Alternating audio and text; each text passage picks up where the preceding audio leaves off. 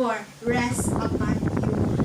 Syempre, all the authority will be placed in His hand, for He is called the Prince of Peace and the Wonderful Counselor. So, sa buot nga ina, kung ara si Jesus sa inyong kabuhi, may authority ng inyong kabuhi nga hindi ka mo malunod. Just like Peter.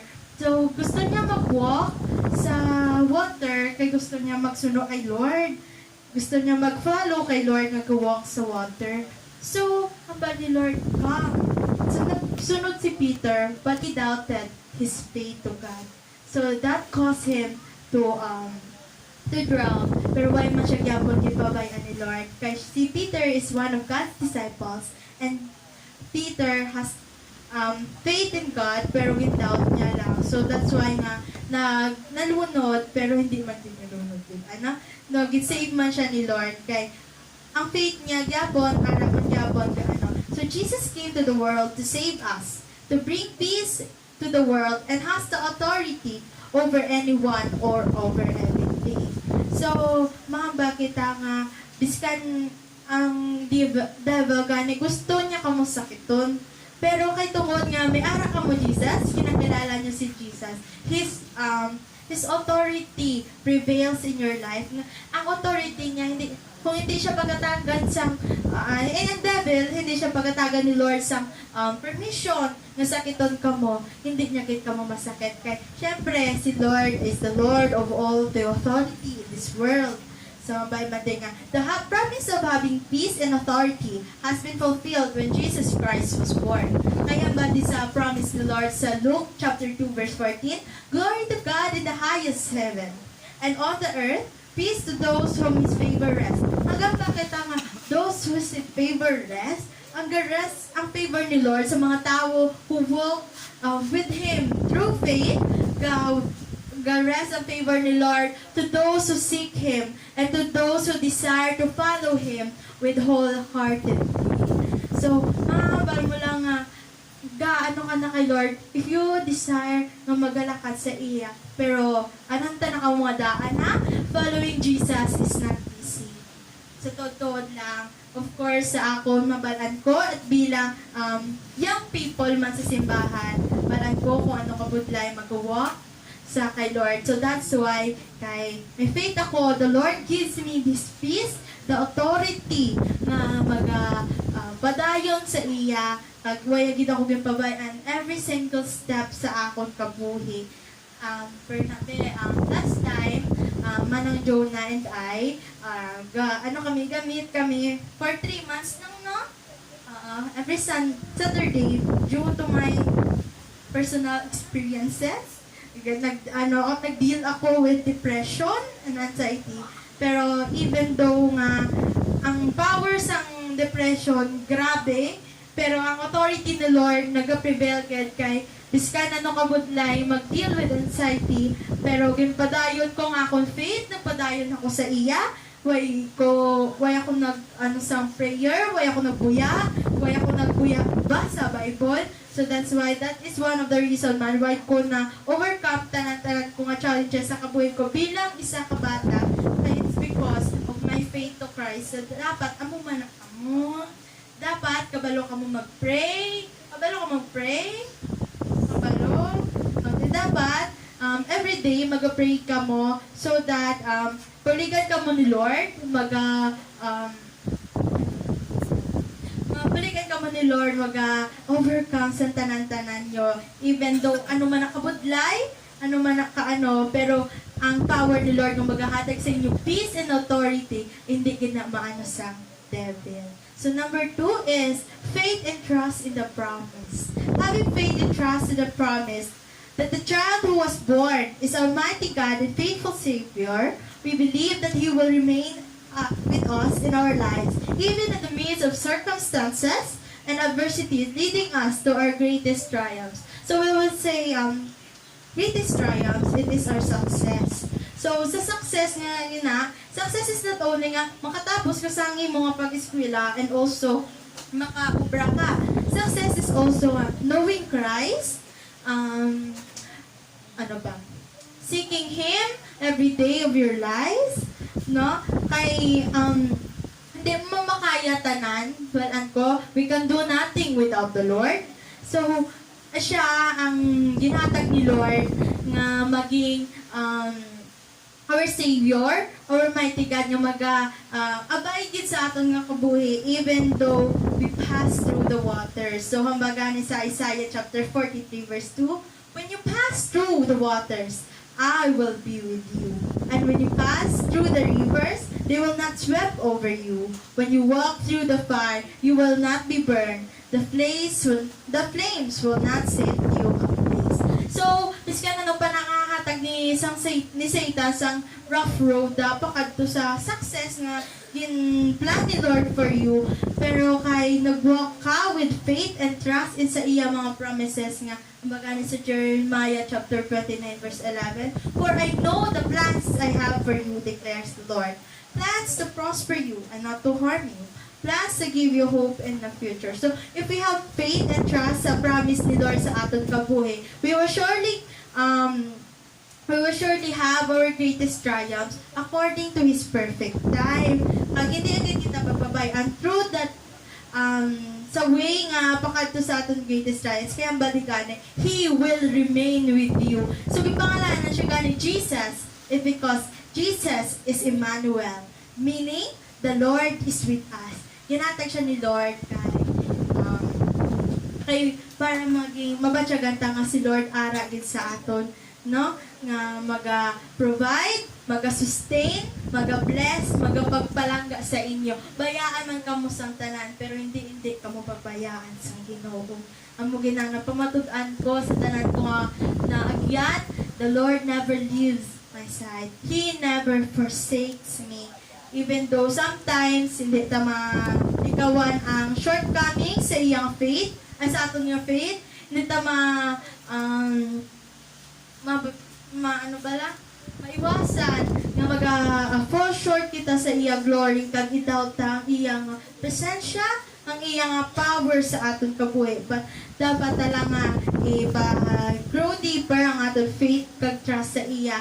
Kay kung may ara kita na faith, trust sa iya, hindi kita na ni Lord pagpabayaan. For His favor rests to those who have faith in Him. He gives authority to those who seek Him, and He gave vision to those who trust in Him. So, hambaga nito nga, diba, hambade, when you pass through the rivers, they will not sweep over you. So, biskat, feeling mo lunod na lunod ka na, pero si Lord, amat-amat ka nga, ginapasaka ka ni Lord because He didn't want you to drown. Kaya gusto niya mag-rise ka and ginababayan mo nga ang iyang light mag-shine through you. Of course, syempre, hindi taman maalikawan nga magadaw gani kita kay Lord, pero dapat ang faith and trust tagid. So, paano tabi mapag deeper ang aton faith kag trust kay Lord? Of course, dapat kita mag-pray. Kaya hindi ta na padalo mga aton nga faith with God if we don't pray. Kaya prayer is a connection with God. Tapos siya na mag-move sa aton nga prayer. So mabala nyo nga, mag-pray gani ka mo nga, Lord, pinangalan ko mo ni. Pero why ni Lord is God? Hindi ka mo mag-doubt sa iya nga power nga i-answer ang inyong prayer. Kasi Lord, He is not the right now God. He is the right time God. So, answeron niya na sa iyang perfect time. Dapat lang. So, dapat ang inyong faith, ang inyong trust sa promise niya, dapat din mag-prevail. Hindi gina dapat madula kay ang faith and trust niyo sa Lord ang ginaang susi sa walang hanggang buhay. For He is the key and He is the way to the eternal life God has prepared for us. So, dapat yan nga, hindi ka mo magkahuyat nga ipagsigawan sa bilog ng kalibutan kung ano kang maayos si Lord sa inyo. Kaya syempre, proclaiming the good news. Sorry na. So, bilang kabataan, magod tayo mag-share sa goodness ni Lord, no? Though feeling mo, i-criticize ka because of your faith. Proclaiming the good news, spreading hope, and inviting others to embrace the transformative power of a relationship with God. So, amo na ang proclaiming the good news is sharing to other people kung ano ka maayos si Lord sa inyong kabuhi. It is also a testimony kung paano kamo ni Lord way gitabayan, kung paano ni Lord keep ang iya promise sa inyong kabuhi. Ang kagper sa akon, ang bako gani nga my age doesn't matter in spreading the Lord's message. Hindi ang age ko maging hindrance sa magpagamit kay Lord. Kaya kung magpagamit ka kay Lord, hindi na about sa age nyo, hindi na about sa posisyon nyo sa kabuhi nyo, hindi na nga anong situation mo subong. Kaya biskan you're broken, kung gusto mo magpagamit kay Lord, He will mend you whole. If ano ka ni Lord, heal na ni Lord ang kakasakit sa imo, pag He will make you whole para lang magamit niya ka. Sa Bible, mapansin naton nga hindi man tanan nga ginagamit ng Lord is perfect people. May araga ni si Moses is a murderer, di ba? No. Ay, no! Si ano gani? Paul. Si Paul is a murderer. Tapos, hindi. No. Paul is the murderer. Ay, oh, yeah. Si Paul ang murderer gali. No? Pero gigamit siya gyapon ni Lord. Tamo nga si Elijah, he was suicidal. Pero gigamit siya gyapon ni Lord. Si kaya gani, way gani patinag sa sakit niya, nga ginabala na siya ni Lord nga may pila na lang siya ka days or years to mabuhi. Pero instead nga mag-worry siya nga hindi na siya mag-live longer. Pero ang instead ang ginhimo ya is nag-pray siya, gindagugangan ni Lord ang iyang kabuhi. It is a promise nga God has seen your tears and God has heard your prayers. So let us proclaim the good news of the Lord. Kay hambal gani sa Romans chapter 10 verse 9. If you declare with your mouth Jesus is Lord and believe in your heart that God brought him from the dead, that God let him rose him from the dead, you will be saved. So, hindi ibig sabihin nga, kilala mo lang si Lord sa ngalan niya, pero why mo nabalaan kung ano gitman ba lang purpose niya diri sa kalibutan. Kilala mo lang si Lord sa ngalan niya, pero ang faith mo ano?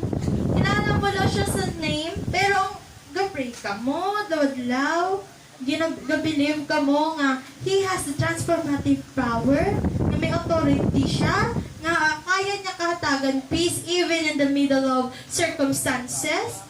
Diba? So dapat, if you declare with your mouth that Jesus is Lord, your heart also believes na nag-grow siya from the dead for you, to love you. Kaya ang purpose ni Lord is not only to save us, but also to love us unconditionally, to give us peace, to give us the authority to cast down the enemies. Kaya bilang kita tao, kung may ara kita Diyos, pwede kita na makakast down enemies man mo. And, siyempre, di tara mayutanan kung wala ang prayer kay. Ang nagani nga, prayer presents our request to the Lord. So, kung mag-share ako sa gospel, kagabi, I was praying, kay naglakad mami sa hospital kay so dito ko nakakuha time na mag-isa kanon lang sa kwarto, mag-ibi-ibi kay Lord, I really want your anointing.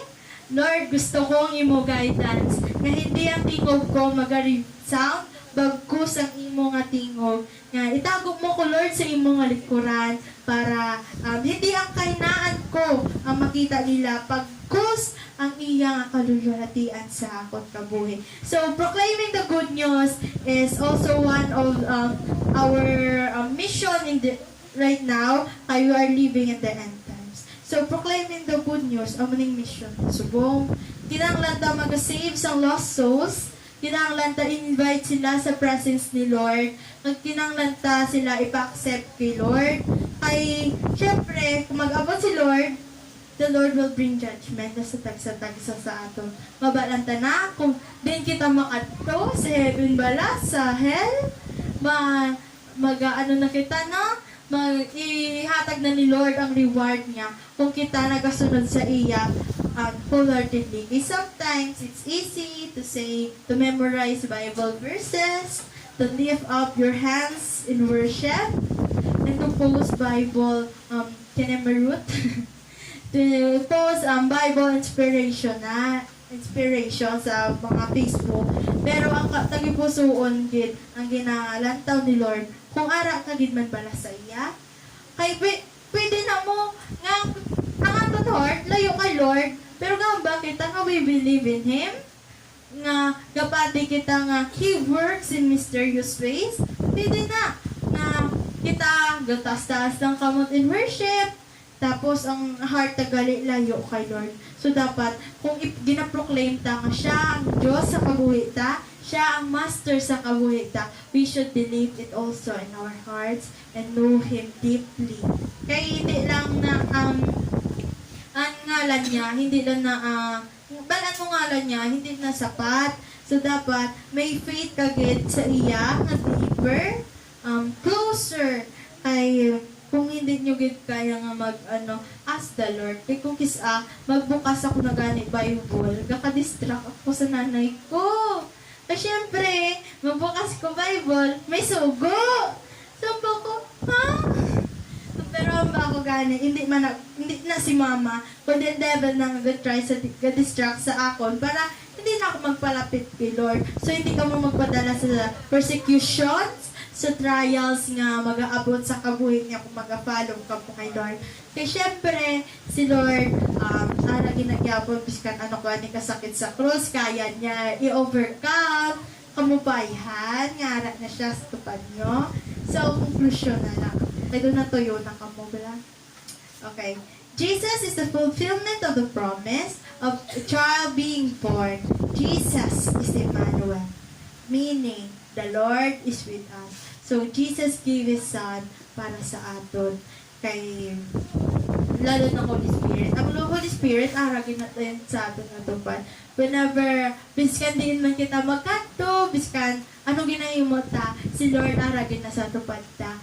Kay, when the devil wants to attack us, he will roar like a roaring lion sa likod ta. And, amo na ganing ang bakong, amo na ang authority na Lord nga gahatag sa aton kung paano naton ma-cast down ang enemies, kung paano naton ma-overcome tanan-tanan sa aton kabuhi. So, kaya na-invite ko gid kamo magtindog as we pray and as we thank you the Lord for this opportunity.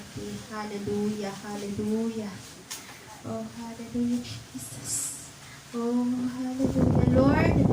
We exalt you, we adore you, we humble ourselves to you, Lord Jesus.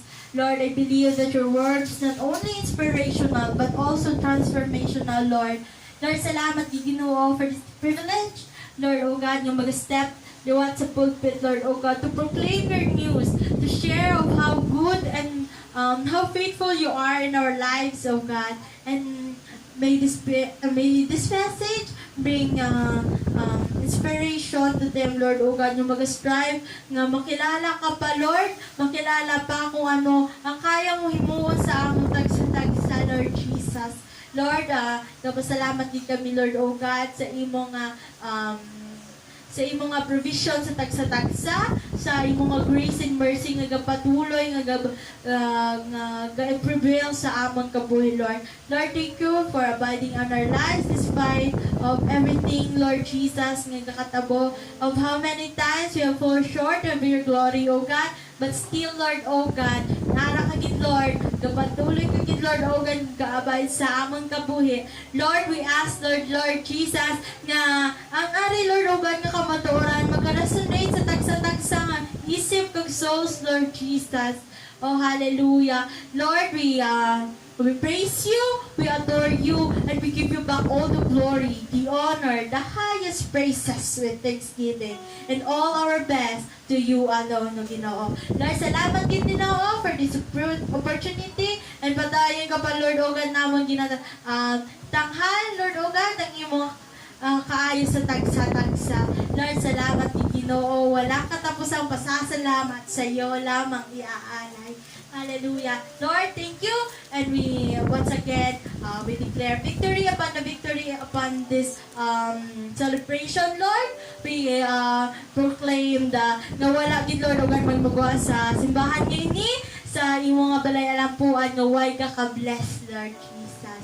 Nga right now, Lord, I pray nga ikaw, Lord, o God, ang encounter sa tagsa-tagsa. Kag ipamatuod mo sa ila, Lord, kung ano ka kamatugang sa tagsa-tagsa sa amon. Lord, salamat kay Ginoo. May this celebration matapos ni Lord, O God, according to your will, your purpose, and your will. Set our hearts on fire, O God, consuming fire, fan into flame. Hallelujah. Lord, less of us and more of you, Ginoo. Lord, salamat din, Lord. We give you back all the praises, the glory, and the honor. In Jesus' name pray. Amen.